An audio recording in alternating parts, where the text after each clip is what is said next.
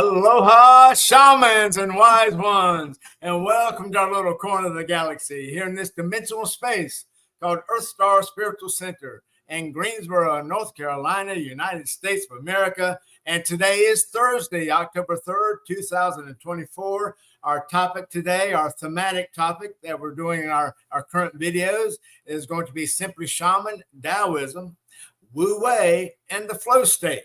And today we're honored to be here with Miss Margot Ross Sears. So thank you, Margot, for being here. And for the folks that have lived on the rock for the past 30 years and don't know who you are, Margot is one of our local and statewide intuitives. She is a minister. She's a master energy healer.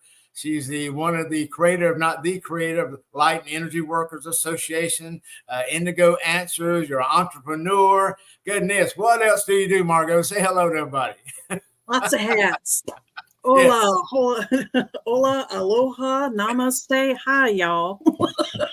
So thanks for being here, Margot. I know you're very busy with, especially y'all. You have a wedding business at the beach, so you're quite busy with that, also, right? Because you're a master photographer too. Right? Yes. That's wonderful. And then, as far as your spiritual and shamanic work, other than being your, of course, a master healer. Very intuitive, being that Aquarius Pisces cusp. So yes, the woman knows things. So please listen up with that. And anything else that I may have missed or we want to bring to light so people know that you are a wonderful person. Oh, thank you. Thank you. It takes one to know one. Oh, wonderful. Like attracts like. You wouldn't be able to see me if you didn't have it yourself. Yes, exactly. And Margot does speak her mind, which I certainly love that part about her too, because I'm a Sagittarius and I do that too. And also her heart is full. So not only is she mindful, but she is heartful. So thank you for joining us here today, Margot, and help us to delineate and figure out this thing called the flow state or WEI, especially in these what we would call very ascending times. Lots of stuff going on from 3D, 4D, 5D, 6D, beyond.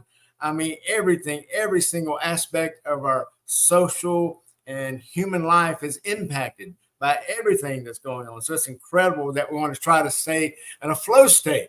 A peaceful state, a loving state, living aloha, and that takes some skill. And so hopefully we'll be able to impart some info about that today.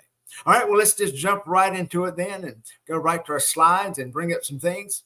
So this is Taoism, WEI, the flow state. This will be part one. So thank you, Margot, for being the inaugural shaman and wise one to start off the series.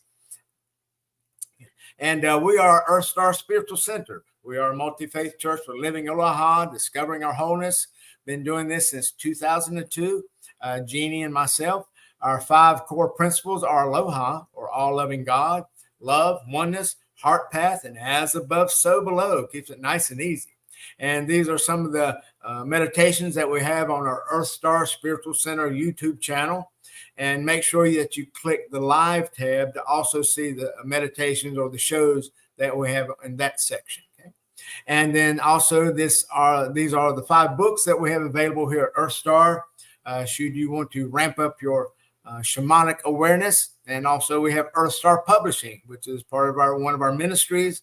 Especially if you're an aspiring author and you're trying to get your work published, then give us a contact and see if we can help out with that. And I'll have all this information also in the show notes, so you can go there and have a direct link. Okay? All right, so let's jump right into Taoism then, and talking about the Tao, or the way, if we want to translate that into English. So this is one of my favorite quotes. I have this plaque up on my wall, as a matter of fact. It's empty yourself of everything. Let the mind rest at peace. Returning to the source is stillness, which is the way of nature. So the Tao Te Ching, book 16. Okay. So stillness then, that is our innate feature. And returning to the source so we can be that. Okay? And that's following the path of nature, just a natural way of being. So that's a general introduction to the Tao in 30 seconds or less. And of course, obviously, this is a lifelong pursuit to be a Taoist, or to have Taoist philosophies mixed in with your other ways of being and believing. Okay? Now, let's look at the Taoism then. Let me just give you a few definitions so that we're on the same page here. And then we're going to have 7 questions that Margot will go through with us. And maybe some of the questions are kind of similar, but perhaps something else will come up and to help you to realize what that is. Okay. And especially those of you who are going to be watching this on a replay. So I also have contact information for Margot and myself also if you want to do any kind of follow-up. Okay. All right, so let's look at Taoism then, Wu Wei or the flow state. So Wu Wei, the nice Oriental definition of that, if we translate the Chinese, would be no action, not to act, emptiness, nothingness, effortless action, align with nature, being in the now, in the present time, and release attachments. So that's the Oriental definition of that. Now, Bruce Lee, our famous martial artist from the 60s and 70s, he had a wonderful philosophy with martial arts, and that was the art of fighting without fighting. So very Taoist in that perspective. And then another perspective is to think about command presence. You know, when parents, authority figures, friends, family members, you know, if they just show up, you notice how that creates a sense of love, peace, harmony, safety, security, protection, calm, and healing. So really, folks are just showing up, being who they are, and they provide all these things without really doing anything. However, when we get to the Western perspective, they are doing something, right? So it's not doing nothing. Doing nothing is just the Oriental way of thinking of that. And then doing nothing is doing something. Just think like about in parentheses there, I've got indecision. You know, when you are not willing to make a decision, you know, that is a decision. So yes, you are doing something. Okay. Mm-hmm. Right, so that's the Oriental definition of our Wu Wei or flow state. All right. Let me put on my glasses and I'll read this to you. Okay, good. To understand nothing takes time.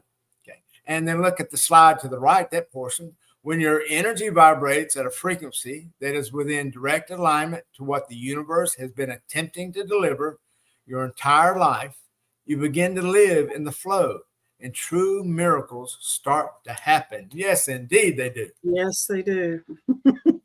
Yes. All right, now let's go to the Western perspective so we can understand this a little bit better. And, you know, and with this, I mean, think about when we think about the Four Noble Truths of Buddhism, you know, the first noble truth is life is full of suffering, you know, so from the Oriental perspective, that word suffering is used. But, you know, when we relate that to our Western way of thinking, suffering would best be described as difficulty. So really, the first noble truth of Buddhism is life can be difficult. And that would make sense more to us. Yeah. So with that kind of frame of the mind, then let's look at the Western perspective. So instead of emptiness, let's think about Wu Wei or the flow state being about openness, to be open. So that means if you're open, you're letting go of ego, you're letting go of control, you're letting go of intellect, emotions, anything that hinders an open mind. So maybe that would help bring that more to a Western framework as far as thinking. Okay? Another way of describe that would be to align or allow the natural course of events. An example there, you see, I've got raking leaves on a windy day. I mean, unless you just like raking leaves, I mean, why would you rake leaves and they blow right back to where they were? I mean, you know, yeah, that's a great Zen exercise, that mindfulness, but that may get a little old. Okay. Same thing, you had a blower, same thing. Swimming. Why would you swim against the current unless you're just working on some sort of physical strength or things like that, right? Because you're beating your head against a wall. Or maybe perhaps you're trying to do some work, but really you need to rest. Your body is telling you, yes, let's work at needing rest instead of working, right? So nice Western way of thinking of that. And also another one is simple, spontaneous course of action without attachments. And attachments, you see, I've defined that as control, right? Because control is the ego. We're trying to control every single aspect of what we do. You know how it is if you are a micromanager, or if you work or are around people who are micromanagers.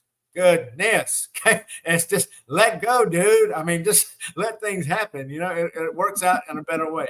Yeah. All right, good. Wonderful with that. So Bruce Lee again. So empty your cup. so that may be filled. Yeah, we don't want to go around with our teacup full, right? If our teacup is always full, we can't receive tea from anyone else. We can't receive these so-called metaphorical ideas and inputs and help from other people. We can't receive their support because our teacup is full. There's no room for anyone else and our ego mind. So that's why we want to be in the flow state. We want to let go of that type of ego control. Okay, so that's what that would mean from a Western sense. Another way to add some other perspectives, striving less to generate more. In other words, being in a state of no stress. Because I think we've all experienced that when we want to get something done, but for some reason, we're just not in the mood. Yet we try to stick to it. We try to persevere and try to get that done. But it's not happening. It's, we can spend there an hour, we get nothing done. But if we wait to a later time, when all the energy is there for you to do that, you notice you get it done in about a third of the time, and it's very enjoyable because things are just clicking in place, right? So that's what we're going to do. So striving less to generate more. Able to receive something much better than planned. If we will just get out of the way, our ego, we have this attachment to the outcome, right? We overthink. So what are some examples of getting out of our own way?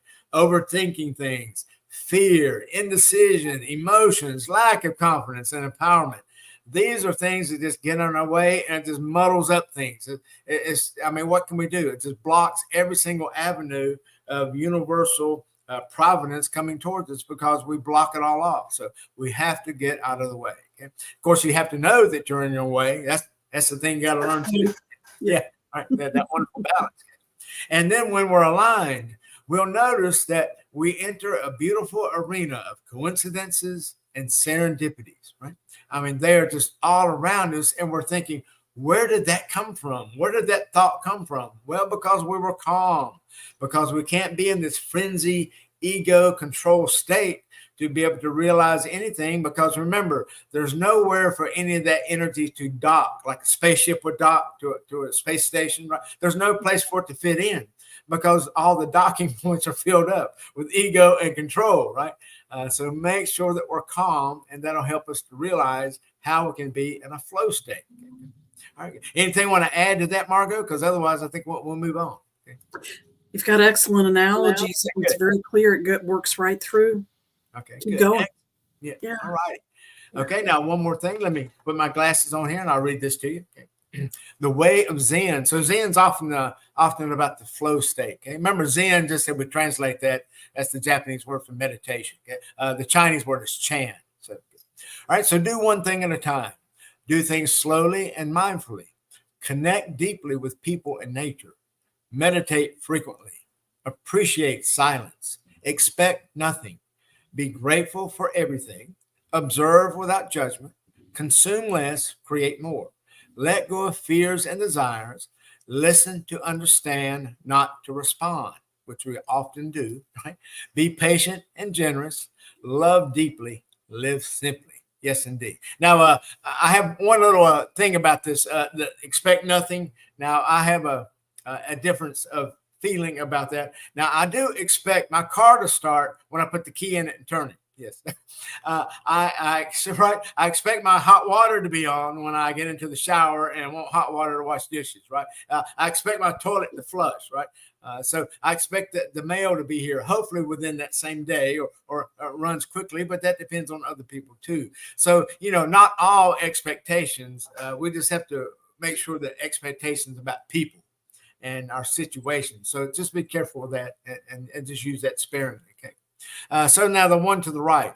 As rivers flowing into the ocean find their final peace and their name and form disappear, even so the wise become free from name and form and enter into the radiance of the Supreme Spirit. Wonderful Upanishads. So just being in the flow, because we know how water goes to the gravity takes hold of water and it goes to that great ocean all over the world. So look how big the ocean is, and think of that ocean being all the thoughts and feelings of the universe. And we have access to that. Okay. So wonderful. All right. So now we want to give Margot a time to share with us. So we're talking about WEI and the flow state. And so we want to ask Margot some questions. We have 7 questions. So Margot, if you would share with us how you feel in your mind and heart and spirit. So number 1, how do you define the flow state in your life and reality? Thank you very much. That was wonderful. So to jump straight to the answer for this, what flow state looks like in my life and my reality is within the framework of the fact that I am a multitasker and wear lots of hats. So we're talking about being in the flow state for me, for people like me. We're talking about being in a flow state in the midst of a lot of activity.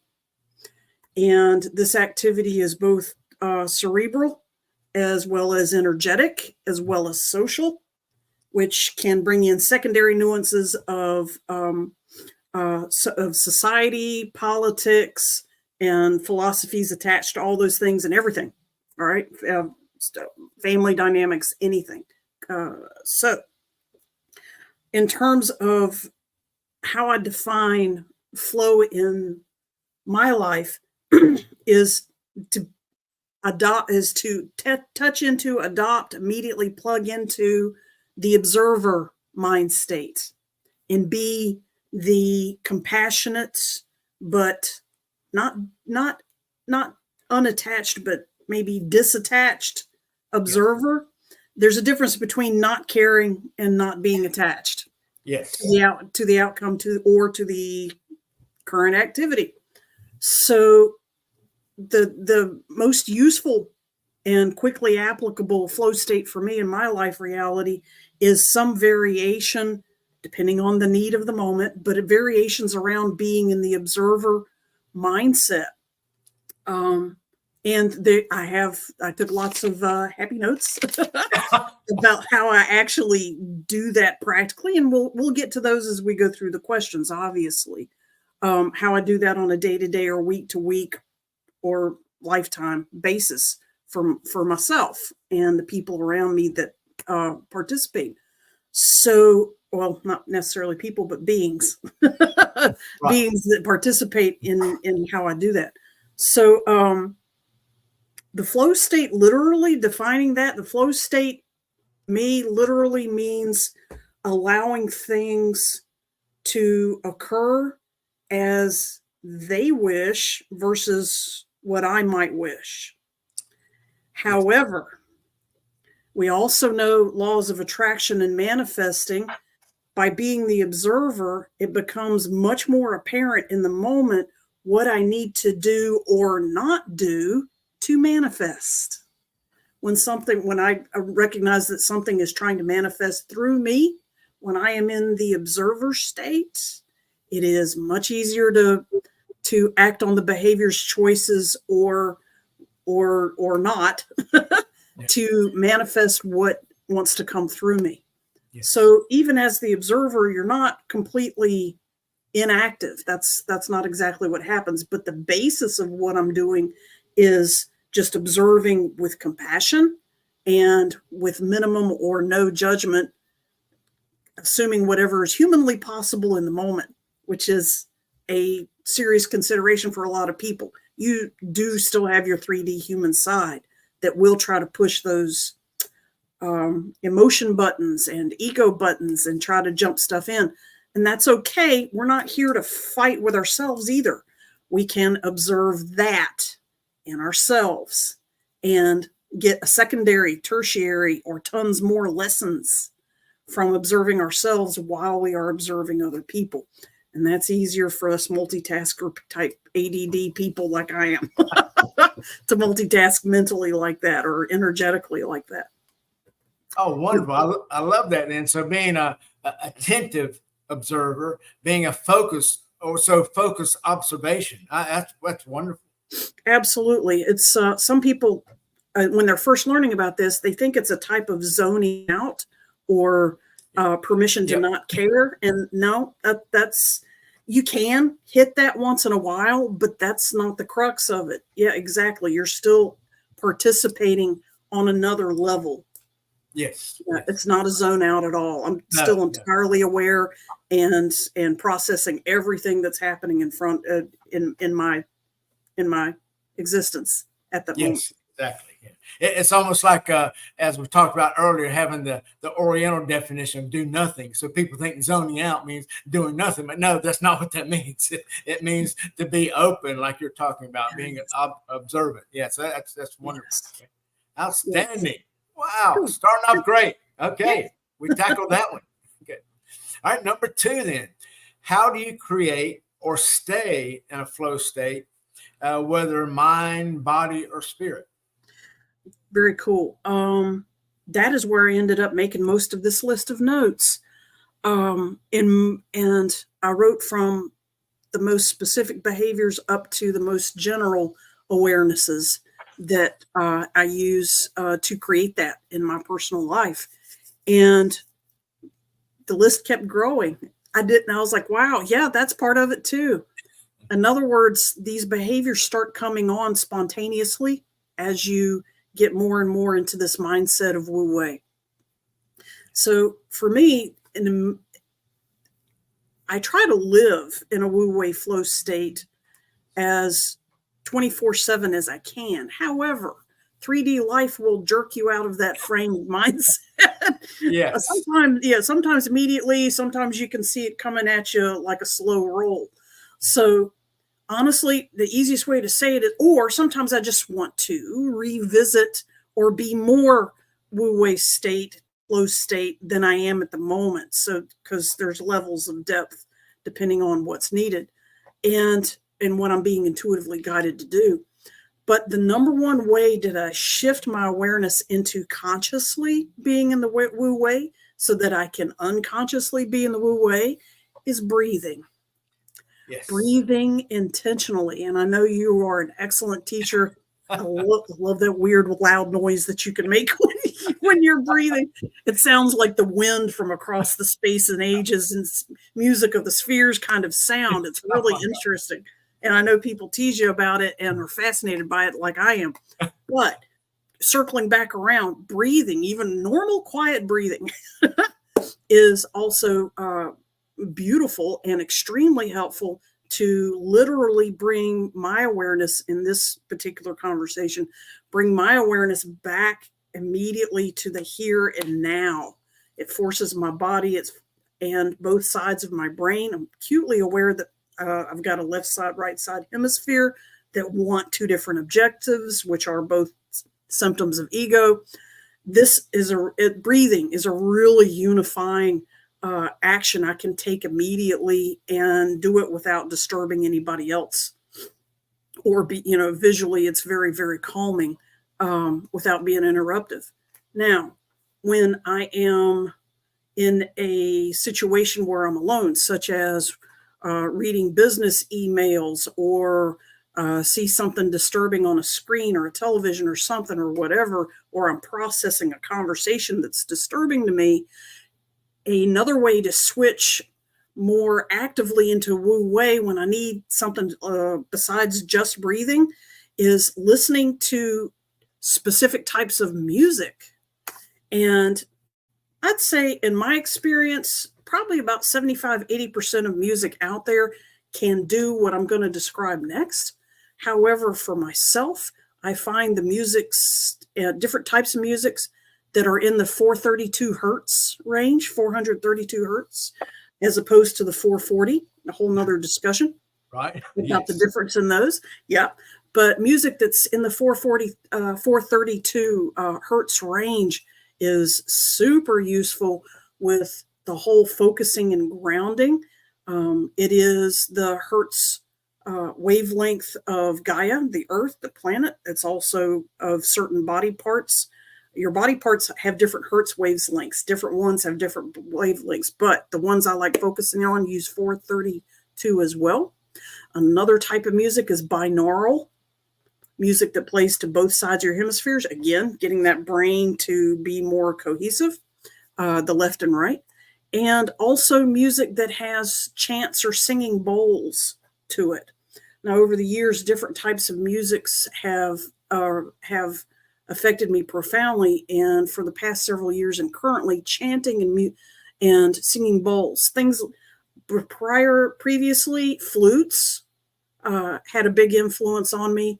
Drumming still has a big influence on me energetically and mentally, emotionally, body, mind, spirit as well. But right now, percussion, obviously, bowls, drums, and the human voice still gets me, which is what a flute kind of imitates, and so does violin. Back to here. Chanting really, really helps with that. And I told Dale I would give him some links to some of my favorite artists that do that kind of music so that you guys can explore those for yourselves. Another way I bring this kind of flow state on a day-to-day basis. Now I'm going to get a little weird with you. At night, when I want to go to sleep, I don't particularly have sleep issues. I never have. However, like everybody else, it takes a little effort to switch from a day brain to a sleeping brain. And there are a couple of different ways I do this, but the primary, I'd say the primary three ways I do this, one of them is kind of weird, but maybe it's not too weird. I like watching rerun. I have a DVD collection. I like rewatching old children's animated films. Okay, such as Pixar type stuff, DreamWorks type stuff, and a little bit of Disney too. And when I woke up in 2020, yes, I was shocked as snot to find out what else those things did. However, it helped me see these films in a whole new way. And then in a whole new way on top of that, the more I understood balancing dark and light, service to self, service to other energies within your own awareness, blah, blah, blah. But that's all very complex stuff. Coming back to the original purpose of what I was talking about, I use them in rerun because I already know what the plot is. I'm not going to miss anything. For some reason, I find them very sedating when I know what the plot is. So watching it, and also these things are works of art, and I'm an artist, and I love the visual eye candy that this sophisticated animation has. And honestly, when I'm watching it, I'm not watching the plot. I'm actually looking at all the details of the background and the movement and the artistry of these films. In other words, I listen to them in Spanish. I put them on mute. I do all that because I'm really more into the visual, and I really don't care what's being said because I already know the plot. All right. That's one way that I wind myself down at the end of the day. I put the TV on sleep so it will cut off on its own. I never let that thing run while I'm sleeping. Too controversial. And it wakes me up. It'll wake me up after a couple hours. So that's one way I wind down. But the most common way I wind down besides that for sleep things is, what do I do when I close my eyes? What's going on inside my head when I'm heading for theta sleep dream state? And that it's hard to describe. And I've thought about how do I describe what I do? Literally, when I close my eyes and want my brain to shut down, going to the WEI is absolutely the first place I go. Shut down and open up. All right. And maybe shut down isn't quite the right word because it's actually more of an opening up. Right. And I ask my universe, my cosmos, my helpers, whatever you want to call them, as well as me, my higher self, my angelic self, which is here as well. And what do you guys want to show me right now? What do we want to watch? And inside my mind's eye, these figures or shapes or little black and white, fuzzy, out of focus images, characters, scenes will come into view in my mind's eye, and they will start morphing into something else. A flower becomes a lion, becomes a book, becomes a table, and it just keeps changing and morphing its shape, just like you see in sci-fi and cool stuff like that. And what the next object and the next object is, sometimes relative to the last object and so on, give me ahas, little ones. Once in a while, a big aha comes and it'll knock me all the way back up to a waking. I'm like, ow, that's not what I meant to do. But let me write this down real quick. Yeah. And go back to sleep. And it tends, and over time, they learned, oh, don't do that to her while she's trying to go to sleep. And they do that to me when I'm awake now. And they get more and more sedate, and my brain eventually goes into the alpha dream state. But, and the background is always a black, velvety black, and these white gray shapes come in and shift from one meaningful thing to another. And sometimes I know what they mean immediately, and sometimes I don't. And that is an exercise in letting go of the outcome. So it becomes another exercise in that whole letting go. And don't try to control what's coming next. The more you get out of the way, the more interesting the next image is. And it's fun. So a lot of motivation to keep it going and just let it roll, let it roll, let it roll. That's actually how stay in the flow to go into a sleep state. And like I said, I have very little sleep issues. I don't wake up a lot. I wake up rested. I stay asleep when I want to. It's really nice. It's really nice. Another way, just to talk a whole lot shorter, some other ways that I create flow state is mindful. I eat mindfully. I cook mindfully. I walk and pay attention to my heel, arch, toe touching the ground when I walk. What does that feel like? The wind on my skin, in my hair, and what is nature doing around me? What are the trees literally saying? Telepathically, what are the birds, the insects, the frogs, the lizards, cats and dogs, babies that don't even speak yet, which happens a lot during photography. Babies lock onto me hard. Other people's kids that don't like anybody will suddenly go, huh? And they're like, Junior wants you to hold him. Is that okay? I'm like, yeah, bring it. Yes. And we set aside the camera, swing the camera off to the side and hold Junior for a little bit. And the babies just look at me and giggle and laugh and smile and just stare at me like I'm 1,000 yards of candy or something. I don't know. But and they just get lost. It's the cutest thing. So I talk to them. You're going to be amazing. You already are amazing. This is going to be a lifetime. Be cool. Stay with your program. Be happy. Stay happy. Whatever you do, little buddy, and we got you. We're here to support you. We love you. You're going to be amazing. Keep having fun. And I talk, and I'm muttering this. If the parents are nearby, if their parents walk off, I talk normal. And the babies go, yeah. And they don't go to sleep. They stay lit up. They stay lit up. But animals react that not as actively, but animals act that way. Birds talk to me. The trees talk to me. Lizards and toads in our backyard. They're so cute. They come and congregate when I'm outside in the backyard, which actually I do a lot. That's another way of getting in the flow state, is especially when I need grounding or in a stressful situation, go outside and touch the earth. Take off my shoes, go outside and touch the earth. We have a tree too, but sometimes I don't have time to go all the way to the tree. I still talk to the tree. Hey there, you're beautiful. Thank you for being here. You're looking lovely today. I'm breathing, you're breathing. We're helping each other. Team on. Good. I appreciate you. Good stuff like that. And it'll say stuff like that back to me in its own way. But being grateful is also another way of describing what I say when I mean being mindful.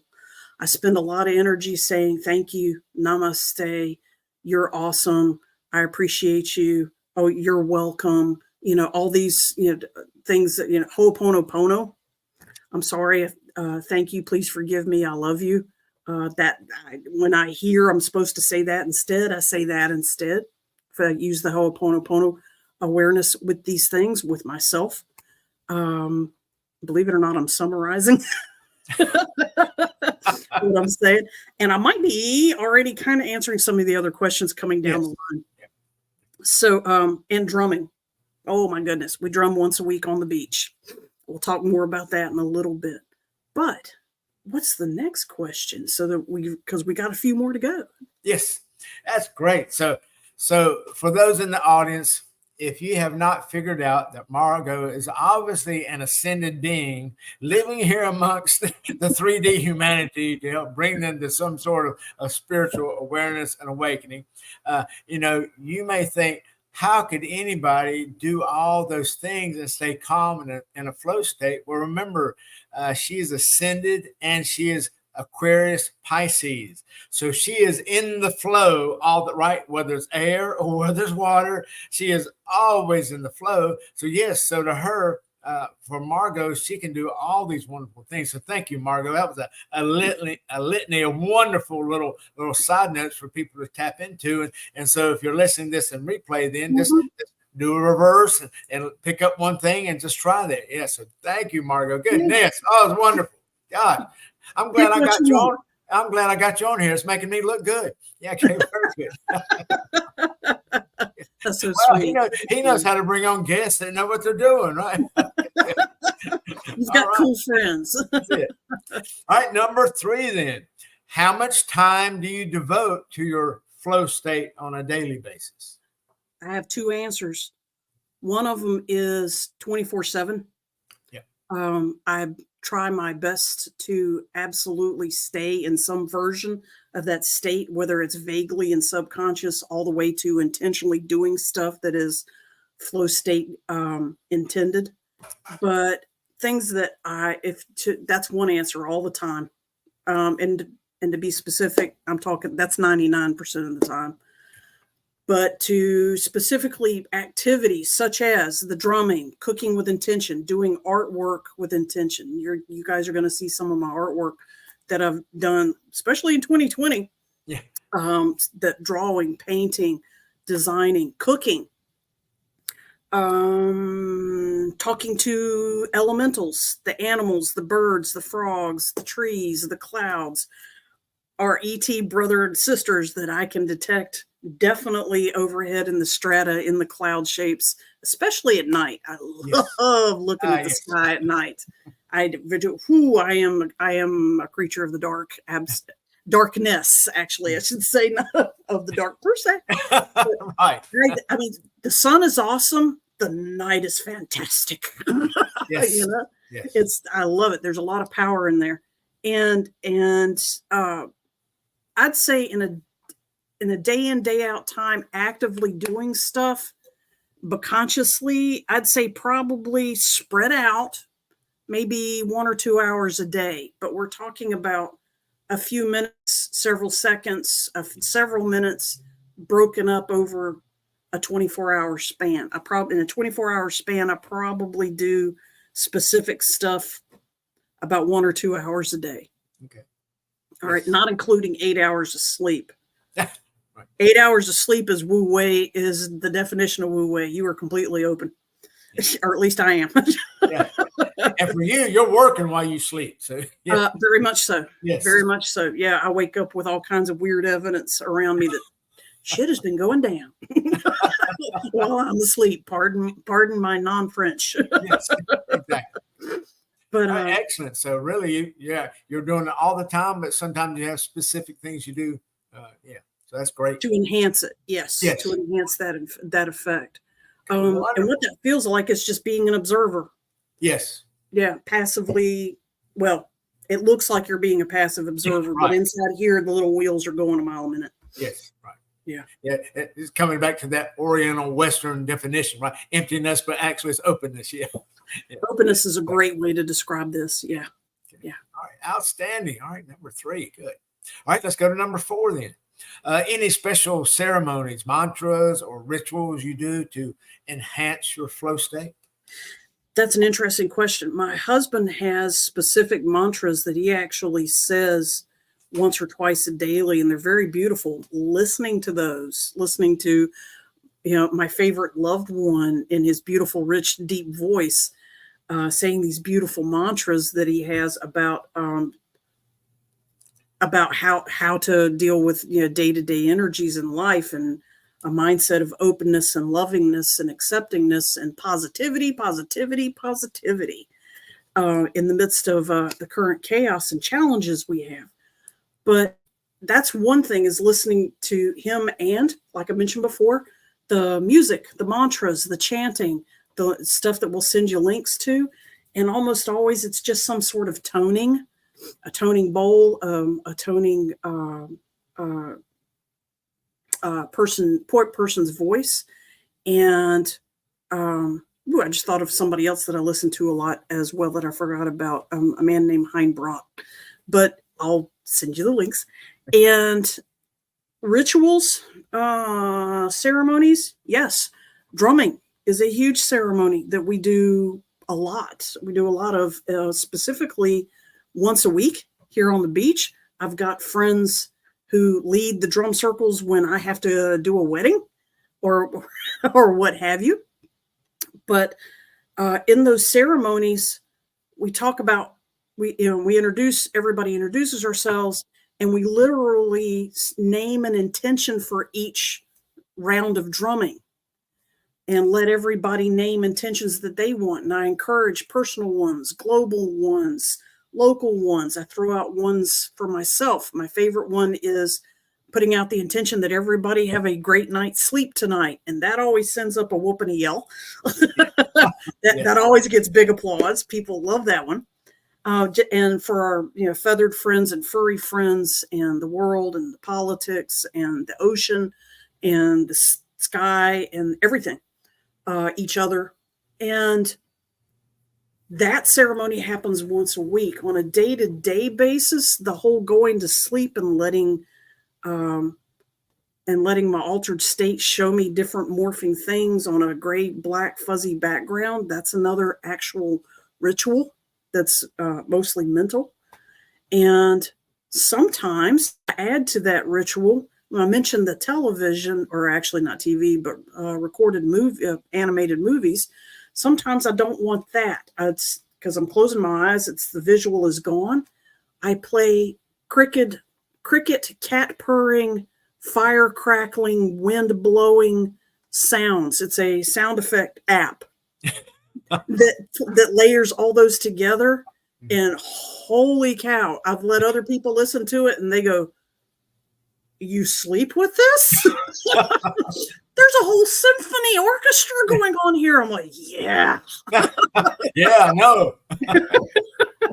And I have a version that has a flute playing in the background on top of that. But those are basically, there's basically four sounds. To me, that's four corners, balance, directional, north, south, east, west, not specifically, but just an analogy of the balance of the four directions. And I carry the above and below and within, which are the other three directions of it.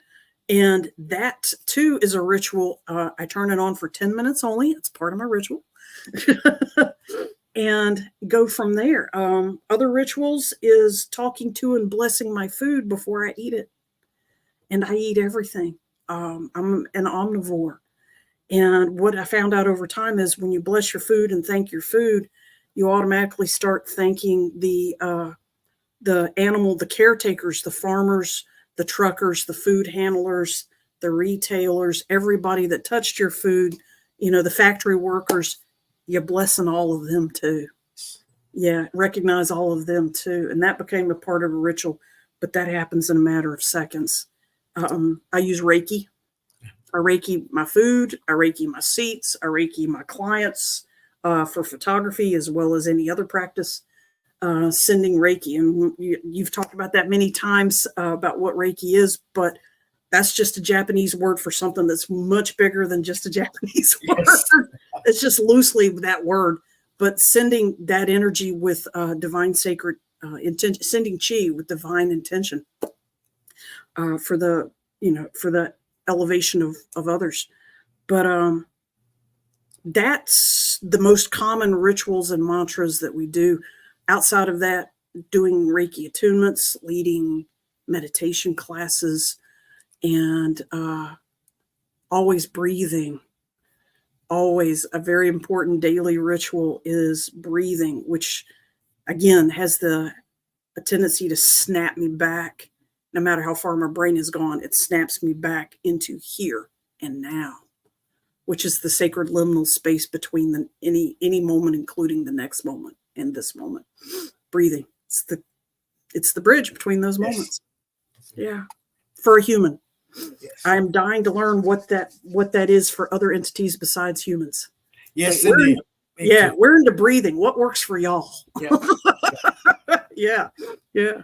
All right, excellent. Well, thank you, Margot. Oh my goodness, plethora of information on that one too. I'm trying to make notes. I'm glad I started making notes so I can do a review. So wonderful. Feel free. I'll clarify in any future time. Yeah, and that's why we have contact info. Go have you a session with Margot and she can straighten you out. Okay. All right, let's go to number 5 then.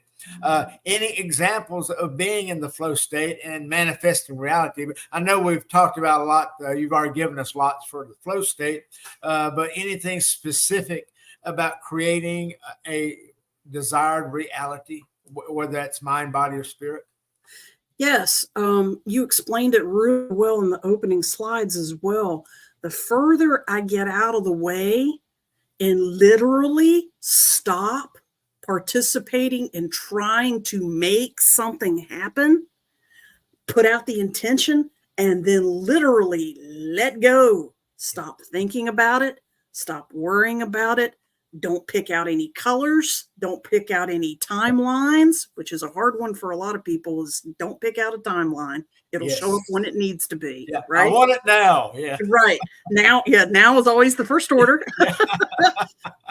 But bypassing all of that and moving into, for human words, for the human brain, because this doesn't apply to all levels of existence, but on the 3D level, to completely let go of any ownership of the situation and literally move into a disinterested, unattached mindset. Tell yourself, I really don't give a damn. It is what it is. It either happens or it doesn't. And it always happens. Yeah. One exception, always. When I say always, I mean 99%. There's always exceptions to the exception. All right. which is a really interesting conundrum statement all by itself. Yes, a whole other conversation to come back to. That's ironic. But when you allow yourself to detach and not care about when and where and what of the outcome, 2 things happen. 1, it manifests vast majority of the time. 2, if it doesn't manifest, or it manifests in a different way than what you had guessed at, guess what? You already don't care. It's already okay with you. So it becomes, wasn't that cool? That totally came in the back door when I was looking at the front door. All right. And it can happen that way, but it won't throw you off. It won't scare you. It won't put you in a defense state of, oh crap, shit happens without me knowing about it and I need to be prepared. No, you've already moved into a state of, I don't care. It is what it is. So it has a double effect of letting go of that outcome. Yeah. The outcome can truly be whatever it wants because you're prepared either way. Yes. Yeah, that's great. Yeah, not letting the ego take control of that. Yeah. And I've often found when manifesting a reality, things turn out better than I had imagined. So if you just get out of the way, I mean, because you don't want to stop this universal input.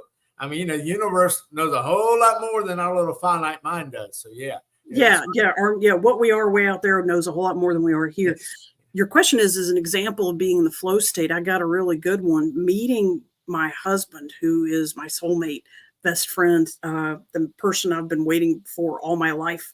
Up to the point we met when I was like 40, 41, 42, somewhere in there.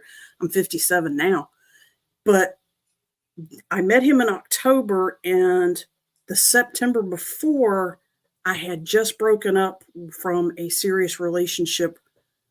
Then I had walked away from a very traumatic serious relationship that was getting dangerous in September. And I had switched my mindset to, I don't want a relationship anymore. I want to take a break. I'm not interested in searching for my soulmate anymore. This is leading me down scary paths. This is too much. I'm letting go. Okay. Month and a half later, I meet David at a sacred fire circle. When I wasn't looking for him, I was looking to do ritual around a sacred fire circle over there in Oak Ridge, the Staubs Deer Thicket Estate. And that was my first time going to that fire. And it was David's first time going to that fire. So the universe was conspiring, and it kept conspiring after that. but that's a really good example of manifesting, because even though I said I don't want to do this anymore, humans tend to want a partner, a human soul partner, physical 3D part, at least one. If they sometimes want more than one, and that's okay. That shows up as a family or as polyamory or as a person with a relationship and lots of close friends, whatever.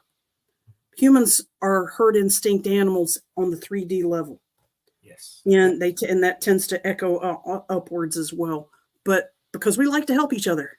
All right. Yes. Yeah. We feel safer, and we love to pay it forward as well. Yes. So, yeah. So, yes, I was probably still looking for that relationship, but I had completely let go of the intention. And in conversation later on in years since, David had done the exact same thing. He was leaving a rocky marriage, and he had also told himself, I'm not looking anymore. And Right. 6 months later, I showed up. Yeah, at that fire. So there's an example of being in the flow state and manifesting a healthier reality than what we were in before that. That's wonderful. Oh, what a wonderful love story. That's great. Always you. Great when love's involved. Yes. All right. Thank you for that one, Margot. Very good. All right. Sure. Let's go to number 6 then. And again, we may have answered some portion of these, but we'll try it. So how does your flow state align with living aloha? Tell me more about what you define living aloha as, please. Being able to live that heart essence of who you are, knowing that you're here to serve others, and being love or being aloha in every moment, and how you can contribute to that. Yes. Okay, I got a good answer. If a person is a reader of Malcolm Gladwell's Tipping Point book, I am what he called a maven, M-A-V-E-N. Yes. I am a person that connects other people. Yes. I am a networker. Yes, you are. Yes. I am a networker. I hook people up that need each other. I'm the go-to girl. If you need an answer or if you need a resource, if I can't do it, I know who can. In multiple cities. Yes. In multiple cities. So when I'm in that flow state, holy cow, it's amazing what all gets manifested when something comes at me from that. I need a connection. I need a network. I need that. The Tipping Point is an excellent mainstream book that describes how that happens and why that happens. And the first thing he mentions is that it happens in a microsecond, the very first microsecond that you contact somebody. You can see what they need and what they don't need, even better than their family and parents and boyfriends and girlfriends do. Strangers are easier than people you know. Yes, especially for us intuitive types. Right. A lot of clarity. So, yes, that's where the flow state facilitates my purpose and path in life a whole lot, considering that my path is seeing the energetic connections between beings that have not physically connected yet. Yes. And it's my honor to create the introduction. Yes, that's great. Yeah. So you're like a networking with aloha. I think that's wonderful. My goodness. Thank you. Great. Thank you. For that answer. Great. Sure. All right, number 7. Okay, so a review or any tips. So how do you integrate your flow state with mind, body, and spirit in your reality, or any kind of a closing tips you'd like to leave with people with all the pearls you've given us already, but anything that stands out? Maybe I didn't ask the right question. Was it framed right? So anything you'd like to share now? Absolutely. Probably the only other thing that I didn't get to mention a whole bunch of was that people actually ask me a lot about is stress management. Yeah, I experience stress. Yes, I experience anxiety once in a while. Not much. It usually stops in a few seconds. But there are times that I'd experience stress or anxiety for hours or days. It's extremely rare, but it does happen.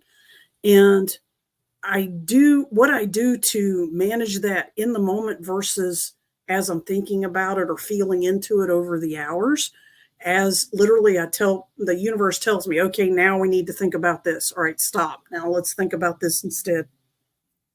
And it helps me shift. And then eventually I find out all those things actually are related. We didn't actually step off into another thought process. But breathing, again, breathing slow. When I'm teaching my life coaching clients and so on, inhale for the count of 7, hold for the count of 7, exhale for the count of 7. And if you can do it, stay exhale for the count of 7 before you inhale. Most people quickly jump to 10 seconds. They go from or 10 count of 10 instead of 7, but 7's a good point to get you in the habit of mentally, physically coming back to your body and refocus. And then the next thing, take a deep breath is, in short, take a deep breath when stresses or anxieties or conflict is coming at me. The next thing is refocus, important word, refocus that energy, my focus, my attention on the question of what part of this situation is for me. 90% of it will not be for me. Comes the phrase, it's never about you. All right. Right. This is a reflection of that. However, there's a smidge of it because we're all collected to the all. So when something happens to someone else, yeah, it's happening a little bit to a whole lot to you too. So that's a really, it's never about you is 90% correct. My job is to, in that moment, what part of this is actually for me, and search for the teaching that it's trying to bring me. What did I miss? What did I ask the universe to bring on in this lifetime? What piece of the puzzle am I looking for in this challenging moment is underlying it for me? And going, whoop, you're missing something. We're going to apparently have to throw it in your face pretty hard. Okay, what am I missing? What, and careful, it's not that I screwed up. It's not that I'm an idiot. It's that whatever it is, the lesson I wasn't prepared, or life hadn't happened in a way that I had the tools to acknowledge, recognize, participate in the lesson yet until this moment. In other words, like Don Miguel Ruiz says, stay away from that inner judge that likes to put you down and go, damn, I screwed up. I missed how could I miss that lesson? Blah, blah, blah. This kind of negative wording that can happen in your head to condemn yourself, that can start in those moments that I'm describing. Instead, bypass that and go, oh, I wasn't ready till now, and now I have a chance to be ready. And if I don't, there'll be another moment. Trust me, we all know that. The universe comes around and gives you the lesson again. If you miss it the first time, and a third time, and a fourth time, you will always have a chance to screw up again. Yes, exactly. And have fun with it. Yes. I've learned in serious moments like that, I switch real quick to have fun with it. And I see people doing that as a defense mechanism as well, have a sense of humor about stuff or get sarcastic. And that's a lot of fun to do that, to be that way. However, it is defensive and sets up a vibe that you don't like, or sorry, that other people don't appreciate or don't care for. It feels toxic to do that. However, I've learned that having a sense of humor in myself, with myself, for my own entertainment is a much wiser way to go with the sarcastic comments or the ironic statements that I keep to myself Yes. so that I don't freak out other people, because there's always a conversation going on in my head 24/7. By the way, that conversation, I've learned to be the observer rather than participate. Yes. That's wonderful. Yeah, it's another hot tip. Yes. Thank you for such a high energy and a very potent explanations on how to be in the flow state. Oh my goodness. That's just absolutely wonderful. So, I mean, Aloha. we're at 59, we're at 1 hour now, and it feels like it's been 10 minutes. So yes, thank you so very much. Well, let's, before we do a review, let's show some of your artwork, and you can explain some of that to us. And let me make the screen larger, and maybe just kind of tell people what these represent. So both of these were done at two different times in my life, but you can, as you see all these pieces, my style hasn't changed that much.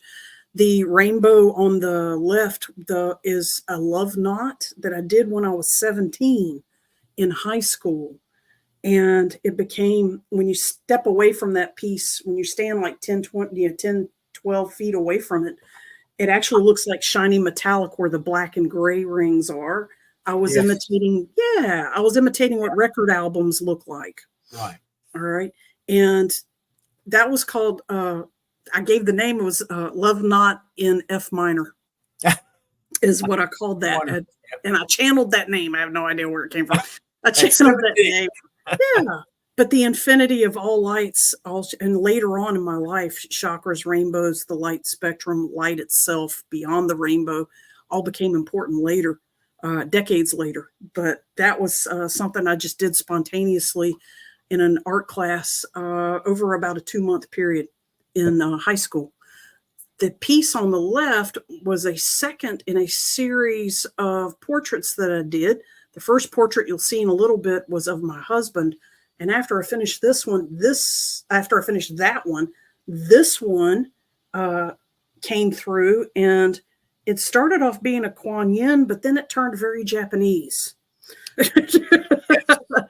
It sure did. But it was definitely, I said, really? Are we sure we're Kuan Yin? Remember, I talk to my stuff. I talk to my art.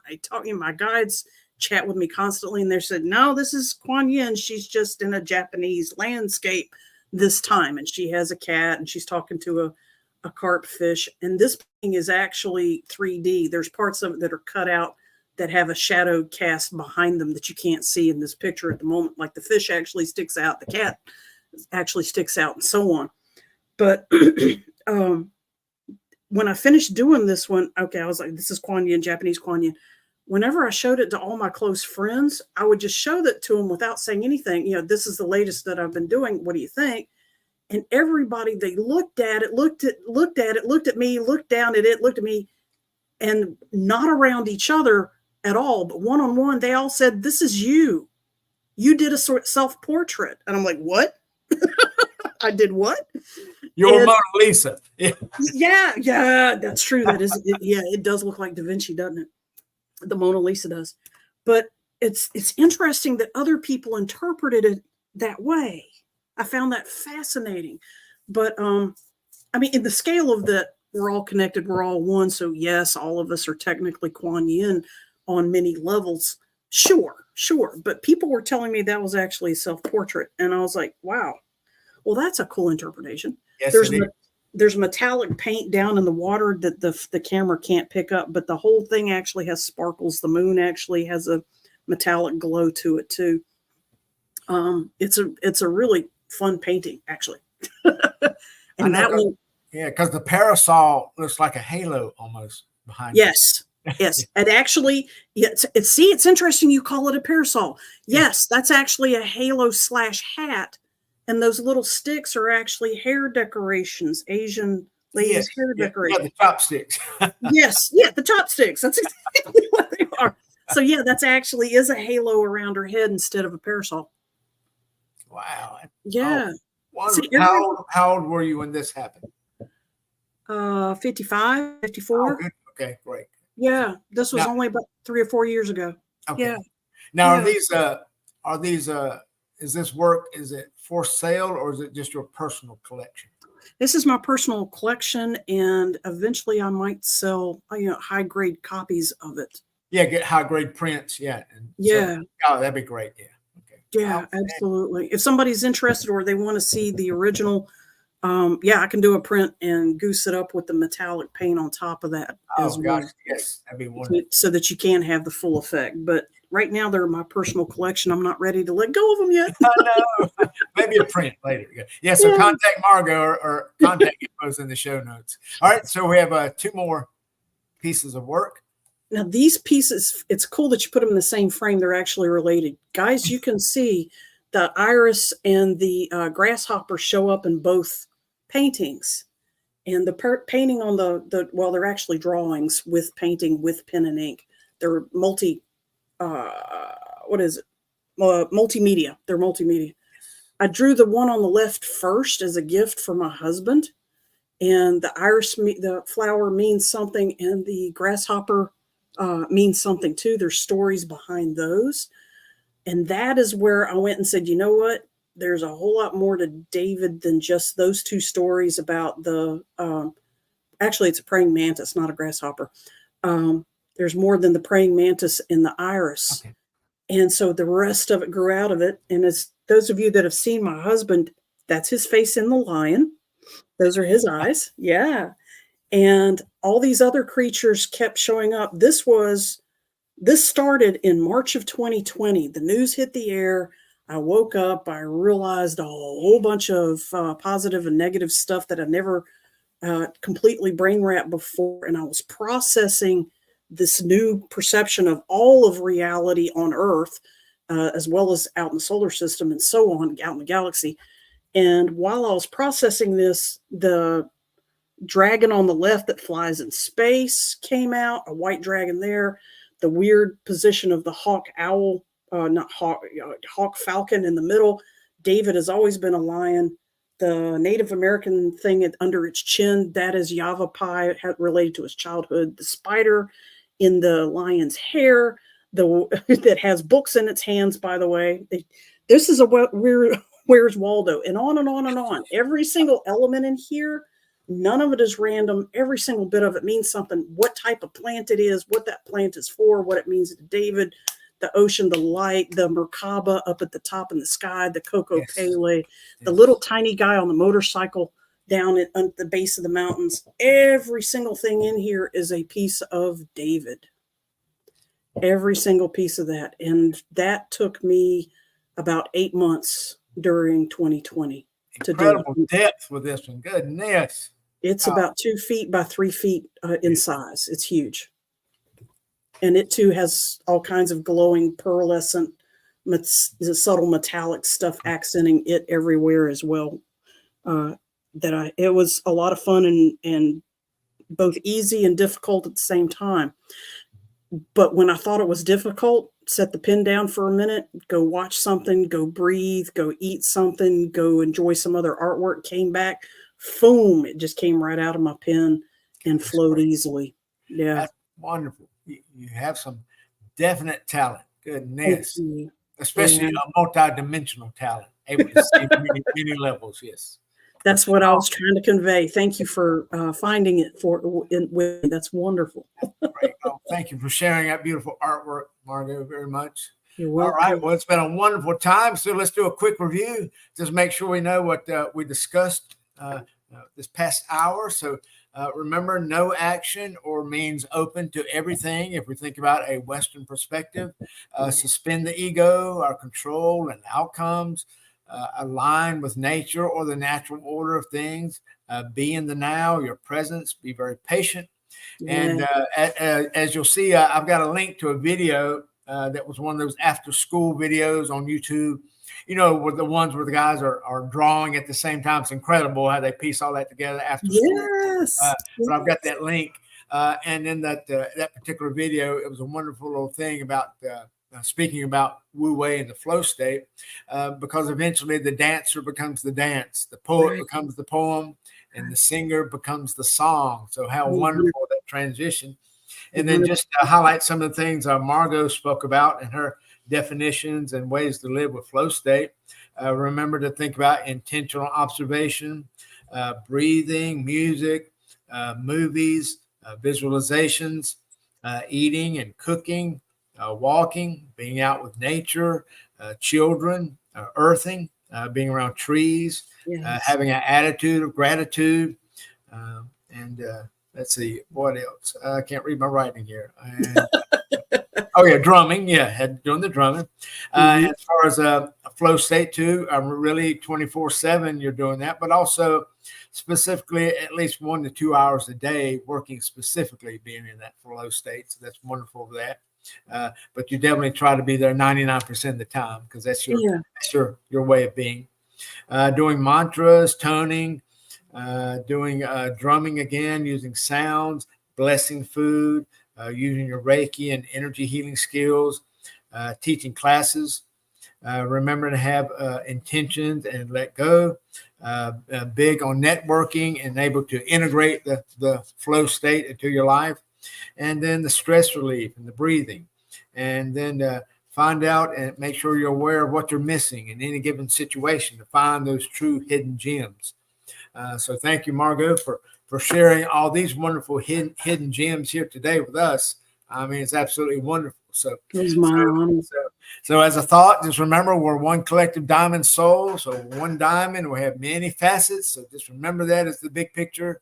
And also remember that you are divine and LAB.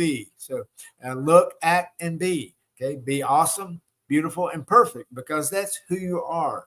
So thank you for being here today, Margot. Thank you for sharing such. I mean, I was just looking for gems, and goodness, you brought in a truckload of chests. I mean, my goodness. So hopefully people will go back. I know it was a lot of high energy, and we may have talked fast and had lots of wonderful ideas. So yeah, go back and watch it again. Do the replay. Do your stop. Make your notes. And again, try to find out how some of these things that Margot was sharing, how do they fit into your life plan? Do your version. Yes, your version. Yes, because you have to adapt it. We all have to adapt it to our own selves, right? So we can use it. So thank you, Margot, for sharing that, giving up your time on this beautiful weekday. So hope you have a blessed weekend. And thank you so very much. It was an honor to do this, and I'll see you guys again in a couple of weeks in Greensboro. Yes. All righty. All right. Well, let's close out with a good old pow. Ready? So 1, 2, 3, pow. Outstanding. Thank you. And aloha. Remember, be the aloha in every moment, because that's who we are. All right. So let me play a little going out video. So take care, and we'll see you soon. Thank you, Margot, for being in the inaugural video for our theme of flow state. Thank you so much. My honor. Aloha.